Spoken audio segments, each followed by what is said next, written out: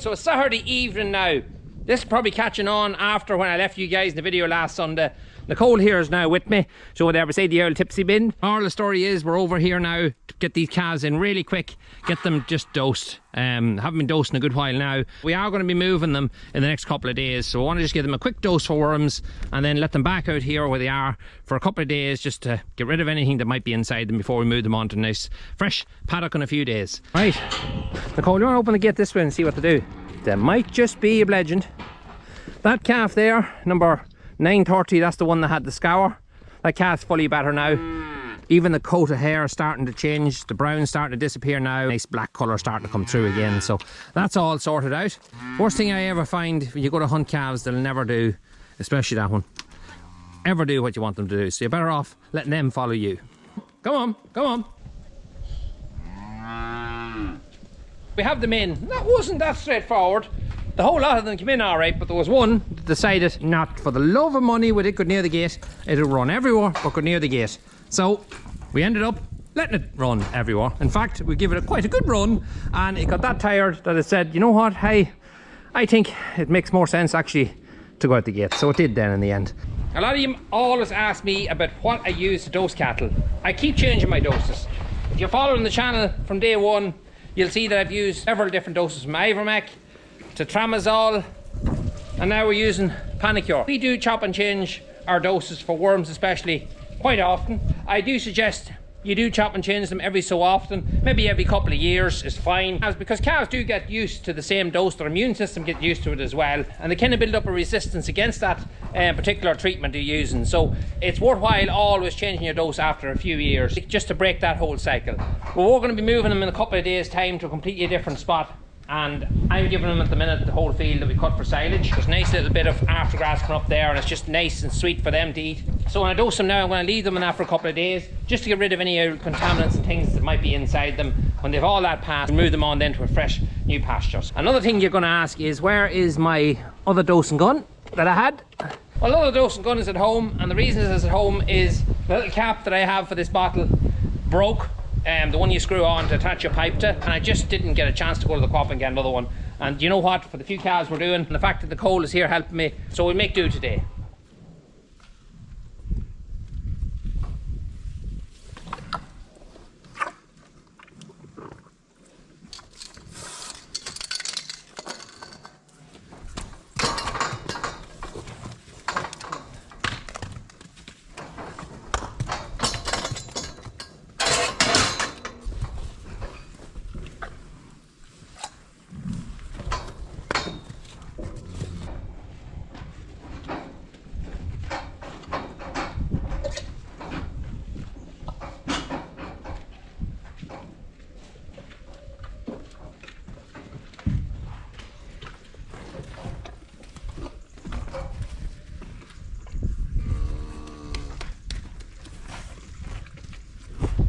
Right, so that's them done.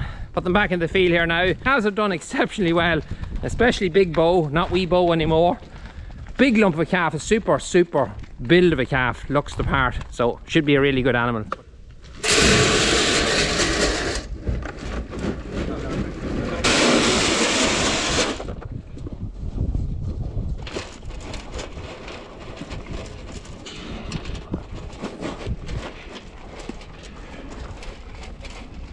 So it's a couple of days later, and I meant to actually film this last part last Saturday, but time just bet me to it, and I didn't get it done, and milking time was fast approaching, so it's been left now, and unfortunately, it's raining. It's raining quite heavy actually here now this last couple of days. This is Wednesday, and this is a job I really do have to fix. Not ideal doing it in the wet, but it's looking like it's going to be raining all day. It's looking like it's going to be raining all day tomorrow as well, so we need to get it done. Well, those of you that watched last Sunday's video, remember I said somewhere along that video that we had two cows decided to actually start fighting in the yard, and I mean fighting. They absolutely wanted to kill each other. They ploughed into walls and gates, which I'm about to show you now in a few minutes, but they went clean mad, absolutely clean mad. I was halfway through milking, next thing I could hear this big clash of a gate falling, and of course it did fall, and all the cows got mixed then between other because we just split our yard where we're milking, and it turned into a nightmare of a job. I've no understanding what caused it at all. It's just took a dislike against each other.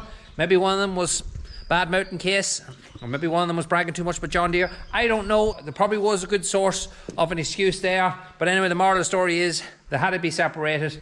We let them out into the field, new paddock, fresh grass. Says to ourselves, this should be grand. That normally settles all arguments. Hunger beats everything. But that wasn't the case. They started digging into each other down the field as well, really digging into each other. So we ended up having to bring one of them back up and putting it into the house on its own. And that settled it. Just left it for the day, we let it out then that night, and everything was good. Peace was made. My gate here in the centre is back up, but you can see it's now up on planks. You can see the bottom A is just broken clean off. It's gone here now. So it's just sitting up on planks, and I've ratchet strapped it to this RSJ here just to kind of hold it in place. But that's not all that kind of broke. If you look at that RSJ, can you see the twist? It's actually twisted and bent over. Gives you the idea of the force that was behind it when they were battering each other. Now I'm not going to put that RSJ back. I'm not going to push it back, because what's going to happen is it's going to crack in the ground, and I know that's going to happen. This gate here is still hanging fine, so I'm just going to leave it as it is and see how I get on. I think it'll be alright if we get this gate welded back into its place, but it just gives you the idea of the force that was behind it, because that's a solid RSJ. It's 3 foot into the ground, never moved in the ground, it just moved on the top, and that's all coming from impact straight from another cow. Hopefully it wasn't to our stomach. I didn't see it, and I'm hoping I don't see a dead calf laying here, because some of them cows are a long time in calf. But anyway, hopefully that's not the case. It is raining. I'm going to have to put my welder into the wheelbarrow and cover the wheelbarrow over to keep the water off it. It'll be grand. It's not raining too heavy, and perhaps it might ease just for a little bit, and we can get a dot of weld onto it. So that's the job. Let's get at it.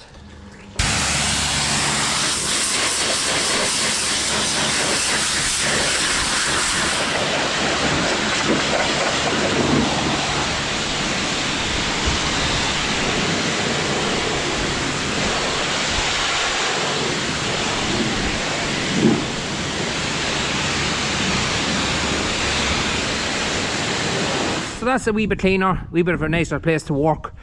I suppose a couple of ways we could tackle this would be to bring this back around again and weld it just straight back on, just put a plate into its place. Might be the easiest way. I'll have to have a look at this eye and see how badly it is worn.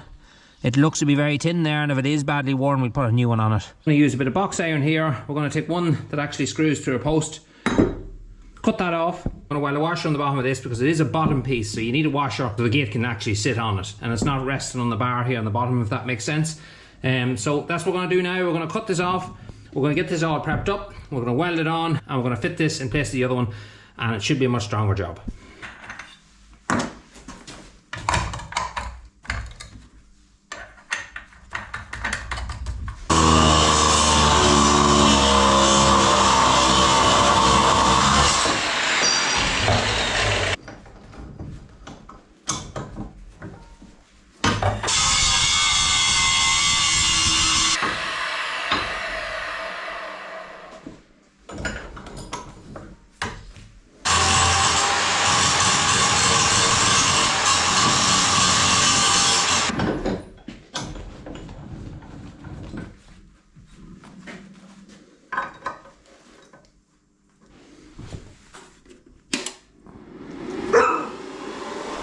What's the matter?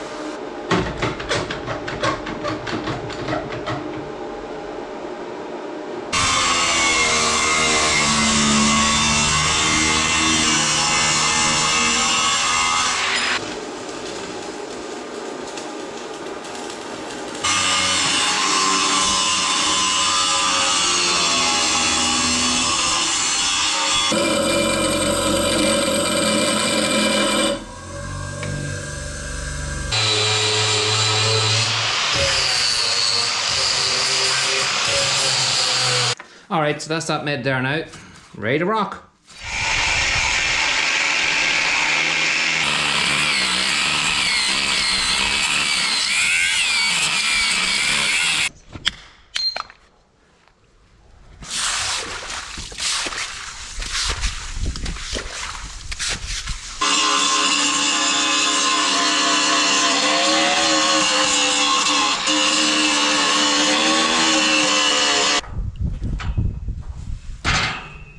Okay, so we're kind of more or less in the right shape there now. We have a prop on this side, we have the handles in the holes, so you know it's kind of basically level. So the next thing we have to do is get this boy, measure it to the right size and get it fitted in there.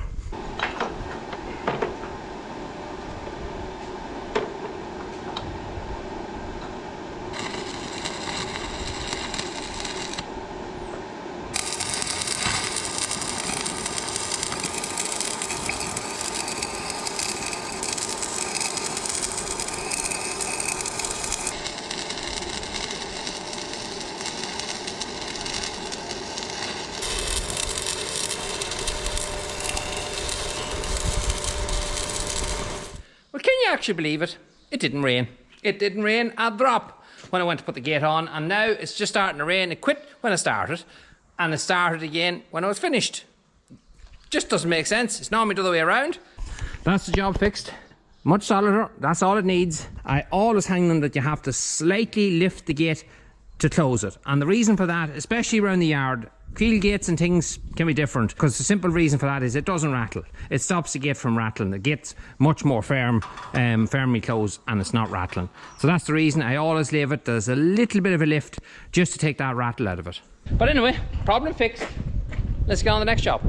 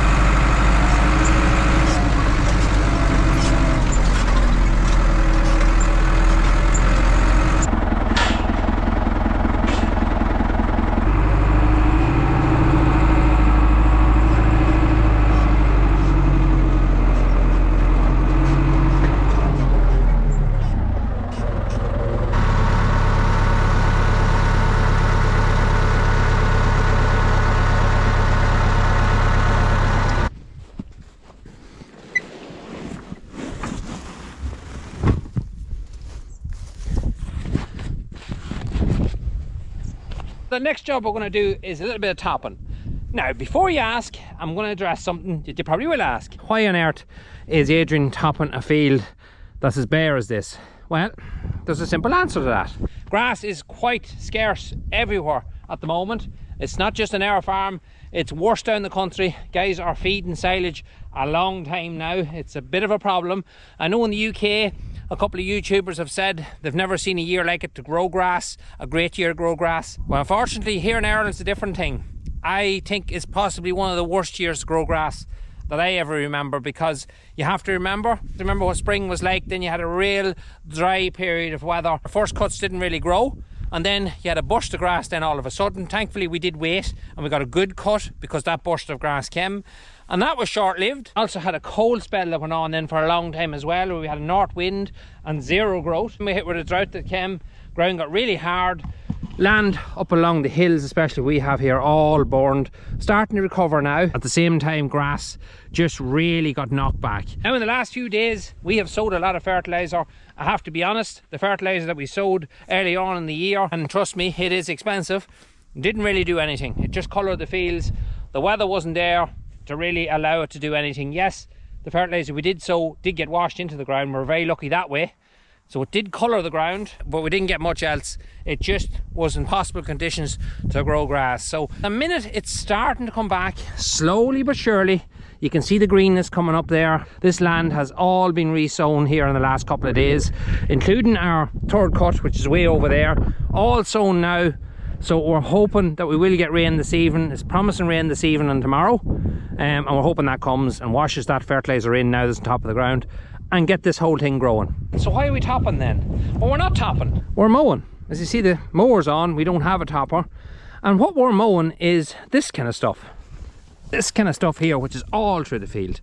Just grass that was going to head, and we're just getting rid of that. And another thing we're doing is, as you can see, as pleasant as the look here all around me, there's piles of dung because this hasn't been topped in the last 3 rotations, and we have piles of old and fresh manure everywhere. Another great benefit of having the mower is that the bed will flatten all this out, spread it across the field, and help fertilise the field too. So that's what we're going to do now. I'm going to cut it actually quite tight, and I promise you from experience, doing that will help your grass come much quicker. Cutting it with a disc mower rather than battering it with a topper, because trust me, a topper, no matter how sharp it is, it does batter the grass. It doesn't cut it like a disc mower does. And after it's cut with the blade rather than a topper, it will come back. It will come back much faster. Now another question I'm asked, are we getting rid of our mower? If we buy the Crone that we have out in demo at the moment, will we get rid of this mower? Nope, definitely no way.